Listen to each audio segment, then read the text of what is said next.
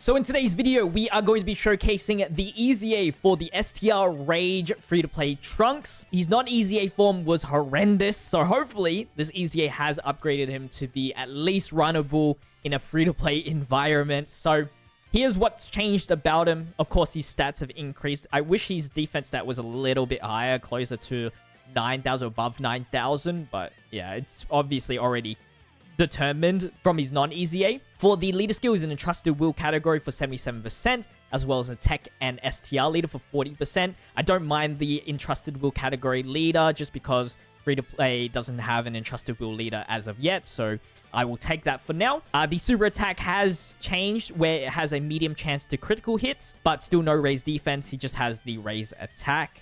For the passive skill, you got 150% attack defense at the start of the turn. An additional attack defense 120% up when key is 9 or higher. He can super attack at 9 key, so that's why they are saying that, I guess. For 7 turns after the appearance, you get own attack defense by 60% and all allies 2 key and 30% defense support. And then after 8 turns, he just becomes a selfish person and becomes a defense only for himself for 150%. Since it's a starter turn buff, it shouldn't change too drastically, but that defense should help him out in the long run. It is a long time though, so you're probably never activating that unless you're running like a full free-to-play team like myself. I feel like 8 turns is definitely doable for the lower damaging red zones. And then the final part of his passive is that if there are 4 or more allies in the entrusted will category, in addition to you, I believe, so not including himself, there's a high chance of blocking all attacks. The fact that you're making me run 5 entrusted will category units just to get him to a high chance to block is kind of nuts. It's kind of crazy that they think that is actually a good restriction. If you're gonna make me do that, you might as well just give me the guaranteed guard at least, since he's not even like the highest defensive unit out. He had like 160,000 defense on this turn, 5 million attack stat. He pretty much doubles his defense on super, so, and a little bit more, I guess. So he's hitting like 400,000 defense on super, which is not too bad. It's definitely usable, not horrendous or anything like that. He's not doing anything crazy with his additional supers, so I'd probably give him max dodge, just so he can survive until the 8 turns, until he becomes at least even more defensively better. Even though it won't make too much of a difference, it's just it is kind of handy, especially if you don't get the guard chance. Trusted Will is still not like the best category, unfortunately. Even with buffs like the Carnival, Gohan, and Future Trunks, it still doesn't have the crazy, like, good units in the category just yet. Or to make it at least a cohesive team. And definitely not runnable for me in the slightest. So 150,000 defense now. Again, this is with a 130% leader with the AGL Trunks, and then we have the 200%. In the last showcase I did with him, we had him with a 170% leader being the Tech Future Trunks. So just because I wanted a better linking partner, but it doesn't really make too much of a difference getting like Royal Lineage, in all honesty. So that's why we can run Future Gohan as the linking partner. At least you get Shattering Limit as well for an extra 5% attack and defense. So he did get his guard there, as you can see. Very helpful in some cases. Doesn't make him a first slot unit at all at a starting defense of 160,000 or 150,000 defense. But as a second, third slot unit, it is usable, and that he can provide defense to all allies by 30%. You know, he can be ran. He can be ran for sure. You're definitely not banking on a no item run, though. Watch, somebody's going to be like, I no item run this Red Zone Brawly with Trunks or something. I can see it happening. But we'll get him to the 8 turns or after the 8 turns and see like how much of a difference, I guess, that extra 60% defense will get him. But as it stands, max dodge on this guy. Rest additional, you don't really need the crits because the super attacks obviously got that crit chance inbuilt regardless. And then if you do get the additional, you get, what, a 60% chance to critical hit afterwards on that second super. So, yeah. Let's see what his defense is. 158 here. 4.8 million attack stat. See, 3 million? Not even a crit. I don't know, man. I don't know. It's not that... Like, there are examples where I do like some high attack glass cannons, per se. But the only example that really comes to my mind is Super Strike Vegeta.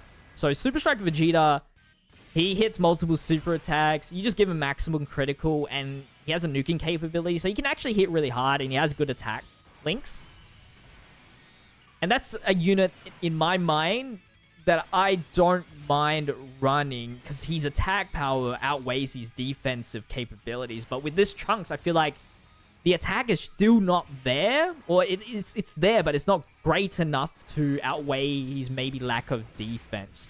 Especially early on. Right now. That's what I'm thinking right now. After using him right now. For this Trunks, the only thing that's saving him is that 50% of the chance, 50% of the time you are blocking, you are guarding, which, yeah, it can be helpful. AoE might still frick him up though, so bringing him into Omega might not be the best move. He's still not in his form yet, but the next turn he will be. I will just Ghost Dash here because I don't really want the run to end right now. We have the Dokumo coming up very soon.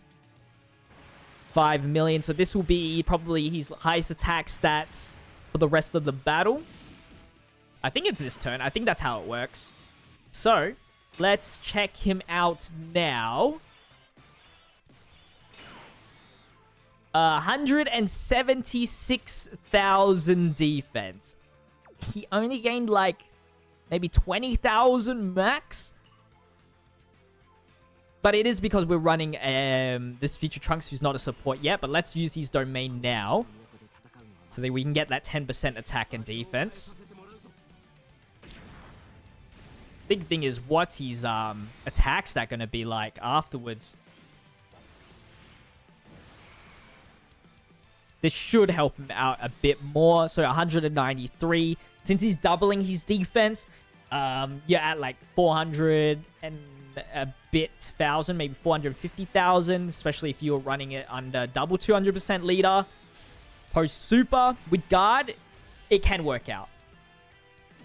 He didn't guard there, but that's okay.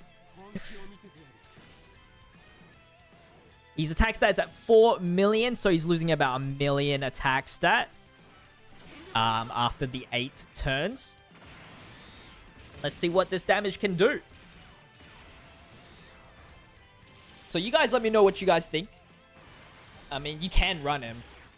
Don't know how much of a priority he gets, but yeah, for waiting, I guess 3 parts, I don't think it's worth it though. If I'm waiting 3 parts, again, I'd rather see like the craziest upgrade. Why you make me wait for 3 weeks, 4 weeks, a month, just to get this guy that I'll never use again, you know?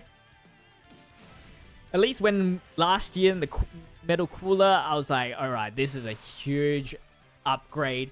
I can use him in multiple events. No problem. But with how hard, like, the current new events are, yeah.